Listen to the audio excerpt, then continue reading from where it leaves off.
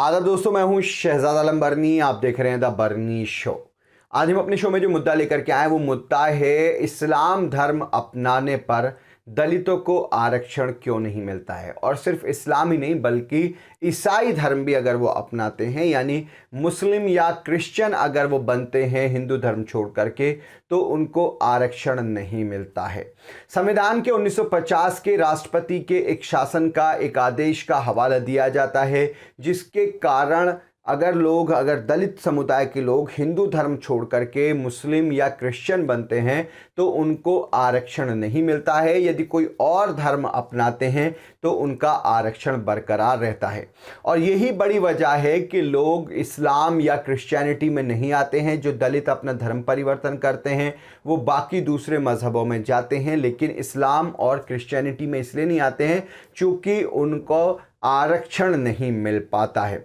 इसको लेकर के केंद्र सरकार ने एक जवाब दाखिल किया है सुप्रीम कोर्ट में। चूंकि सुप्रीम कोर्ट में एक याचिका दायर की गई थी जिसमें मांग की गई थी यदि दलित व्यक्ति कोई भी किसी भी धर्म में जाता है तो उसका आरक्षण बरकरार रहना चाहिए। चूंकि ना तो वो व्यक्ति बदलता है ना उसके हालात बदलते हैं, फिर ऐसे में उसका आरक्षण खत्म क्यों हो।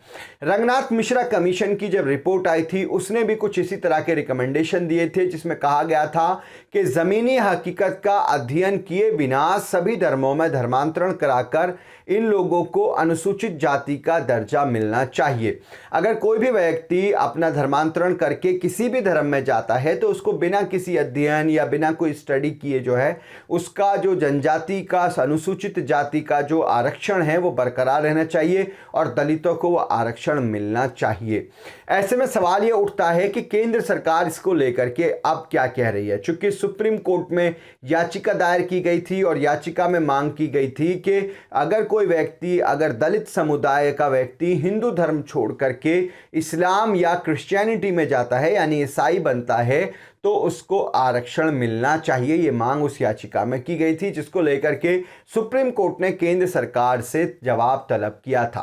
केंद्र सरकार ने एक एफिडेविट इस मामले में दायर किया है जिसमें कहा गया है कि ईसाई या इस्लाम धर्म अपनाने वाले दलितों को अनुसूचित जाति का आरक्षण इसलिए नहीं मिलता है क्योंकि इस्लाम में और ईसाईयत में यानी मुस्लिम होने में, इस्लाम में और क्रिश्चियनिटी में जो है वो कोई जातीय आधार पर भेदभाव नहीं है या कोई जातीय व्यवस्था नहीं है। वहाँ पर सब बराबर का अधिकार है, इसलिए वहाँ पर कोई जात का कोई सिस्टम नहीं है, इसलिए उनको अनुसूचित जाति का दर्जा नहीं दिया जा सकता है। हालांकि इस पर सवाल तो खड़े होते हैं कि यदि कोई व्यक्ति दलित है और वो दलित व्यक्ति अपना धर्म परिवर्तन करता है तो क्या उस दलित को आरक्षण नहीं मिलना चाहिए?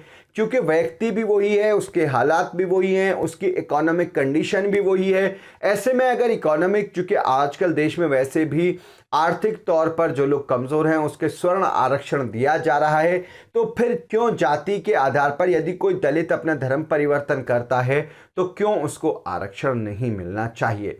बहरहाल सुप्रीम कोर्ट में केंद्र सरकार का कहना है चूंकि इस्लाम धर्म में और ईसाई धर्म में कोई जातीय व्यवस्था नहीं है इसलिए आरक्षण खत्म होता है। दूसरा उनका कहना है कि जो राष्ट्रपति का जो शासनादेश है उसको हम लोग वायलेट नहीं कर सकते हैं। तो सवाल ये उठता है कि क्या उस शासनादेश में तब्दीली करने की जरूरत आन पड़ी है?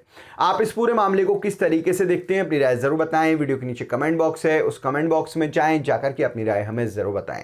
आज के इस एपिसोड में इतना ही। हमारी आपसे रिक्वेस्ट है इस वीडियो को शेयर जरूर करें और हमारे चैनल को सब्सक्राइब जरूर करें।